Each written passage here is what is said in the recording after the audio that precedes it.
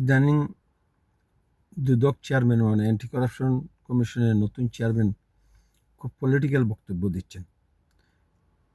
তার দায়িত্ব হলো পলিটিক্যাল বক্তব্য না দেওয়া, পলিটিক্যাল বক্তব্য না দিয়ে, লম্বা লম্বা কথা না বলে, মিষ্টি মিষ্টি কথা না বলে দুর্নীতির বিরুদ্ধে দুর্বার আন্দোলন, দুর্বার প্রতিরোধ গড়ে তোলা হলো দুদক চেয়ারম্যানের সাংবিধানিক দায়িত্ব। বাংলাদেশ সংবিধান দুদক চেয়ারম্যানকে নির্দেশনা দিচ্ছে তিনি যেন পূর্ববর্তী চেয়ারম্যানদের মতো কথাবার্তা না বলেন, কাজ না করেন।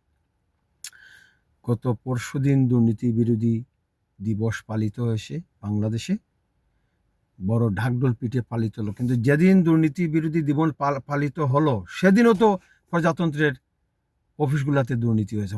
হাসপাতালে ডাক্তার আসেনি, হাসপাতাল থেকে ওষুধ চুরি হচ্ছে, ল্যান্ড অফিসে দুর্নীতি হচ্ছে, বিআরটি অফিসে দুর্নীতি হচ্ছে, পুলিশ স্টেশনে দুর্নীতি হচ্ছে, মানুষ হয়রানির শিকার হচ্ছে, পাসপোর্ট অফিসে মানুষ হয়রানির শিকার হচ্ছে।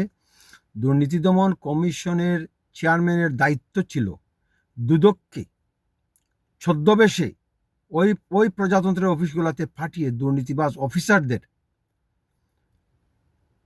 মানে এইভাবে কলার ধরে অফিস থেকে বের করে দেওয়া এবং এদের বিরুদ্ধে দুর্নীতির মামলা করা এবং এদেরকে বিচারের মুখোমুখি করা এবং সাময়িক বরখাস্ত করা। প্রতিদিন মিলিয়ন পরিমাণ ঘুষ বাণিজ্য হচ্ছে প্রজাতন্ত্রের অফিসগুলোতে। কোন অফিসগুলোতে? এডুকেশন অফিস, হাসপাতাল, সমবায় office, BRT office, land office, tax office. কোথায় দুর্নীতি হচ্ছে না? পৌরসভাগুলোতে, উপজেলা পরিষদের ইউএনও অফিসগুলোতে, ডিসি অফিসগুলোতে কোথায় দুর্নীতি হচ্ছে না? কিন্তু দুদক চেয়ারম্যান তিনি পলিটিক্যাল বক্তব্য দিচ্ছেন। তিনি বলতেছেন দুর্নীতি জাদুর কাঠির মতো শেষ হয়ে যাবে না। আপনাকে দায়িত্ব দেওয়া হয়েছে জনগণের ট্যাক্সের পয়সায় পরিচালিত দুদককে দুর্নীতিকে নির্মূল করতে হবে বাংলাদেশ থেকে। আপনি প্রতিটি জেলায় দুদক অফিস স্থাপন করুন এবং মাঠ পর্যায়ের অফিসারদের কাজের স্বাধীনতা দেন।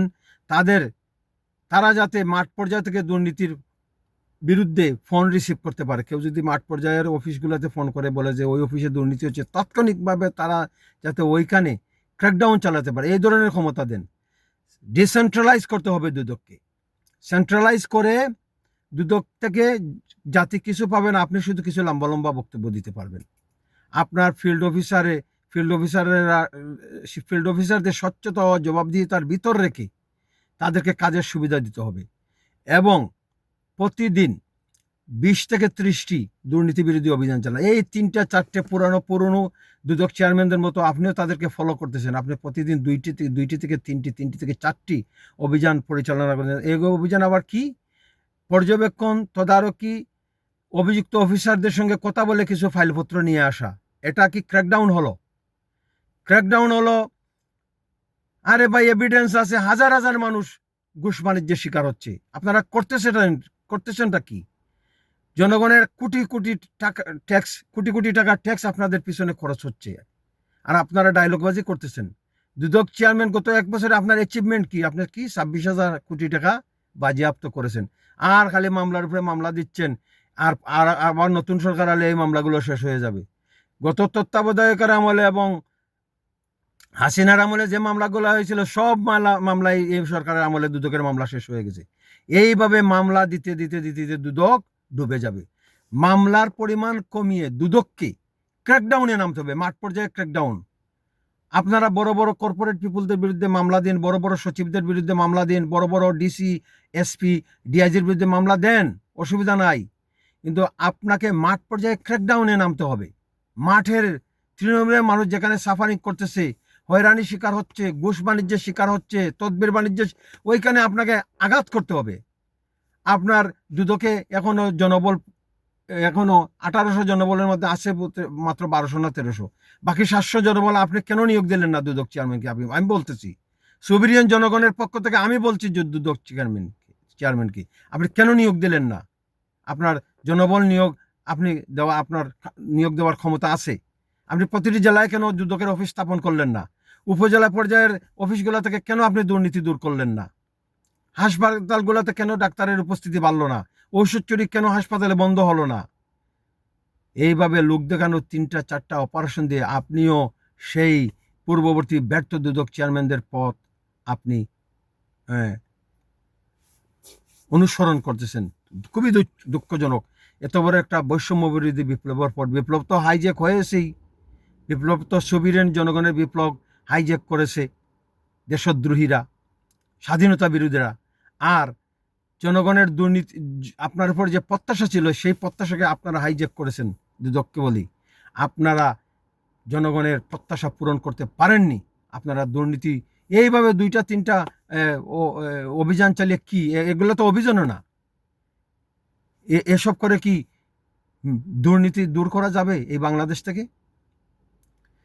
রাস্তাঘাটে পুলিশের সার্জেন্ট ঘুষ খাচ্ছে, ওসিরা দুর্নীতি করতেছে, এসপিরা দুর্নীতি করতেছে, সচিবরা দুর্নীতি করতেছে, ইউএনওরা দুর্নীতি করতেছে, বিভিন্ন দপ্তর অধিদপ্তরে দুর্নীতি হচ্ছে, শিক্ষা অফিসার দুর্নীতি করতেছে, ল্যান্ড অফিসার দুর্নীতি করতেছে, ট্যাক্স অফিসার, বিআরটি অফিসার সবাই দুর্নীতিতে জড়িত, এলজিআরডি অফ কর্মকর্তারা দুর্নীতিতে জড়িত, ফুড ইন্সপেক্টররা, এই যে ফুড ইন্সপেক্টররা কাজ করে না, ফুড ইন্সপেক্টরদের কাজ ছিল জনগণের জন্য কোয়ালিটি ফুড ইনশিওর করা। ফুড ইন্সপেক্টরদের এই পরিমাণ লুটপাট চলছে, ফুড ইন্সপেক্টররা প্রতিটি রেস্টুরেন্টে গিয়ে টুপাইস নিয়ে আসে, এখানে কোয়ালিটি ফুড দেওয়া হচ্ছে কিনা না এনশিওর করা, এই বিষয়ে কোনো তাদের নজর নেই। দয়া করে দুদক চেয়ারম্যানকে বলতেছি, ডায়লগবাজি বন্ধ করেন, কথা কম বলবেন। সুবিরেন জনগণ আপনাকে অনুরোধ করতেছে, নির্দেশনা দিচ্ছে, আপনি কথা কম বলবেন, কাজ বেশি করে দেখান। প্রতিদিন 30টা ক্র্যাকডাউন চালান এই তৃণমূলের সরকারি অফিসগুলোতে, হাসপাতাল, land office, BRTA, passport office, police station, SP office, OC office, UNO office, DC office, education অফিসারের অফিস, কত অফিসের নাম বলবো, এসবগুলোতে অভিযান চালান ছদ্মবেশে। দুদক ড্রেস পরে যাবে না, ছদ্মবেশে যাবে এবং দুর্নীতিবাজ কর্মকর্তা এইভাবে কলার ধরে বাইরে নিয়ে আসবে এবং জেলা জেলাতে ফেরন করবে। জয় বাংলা।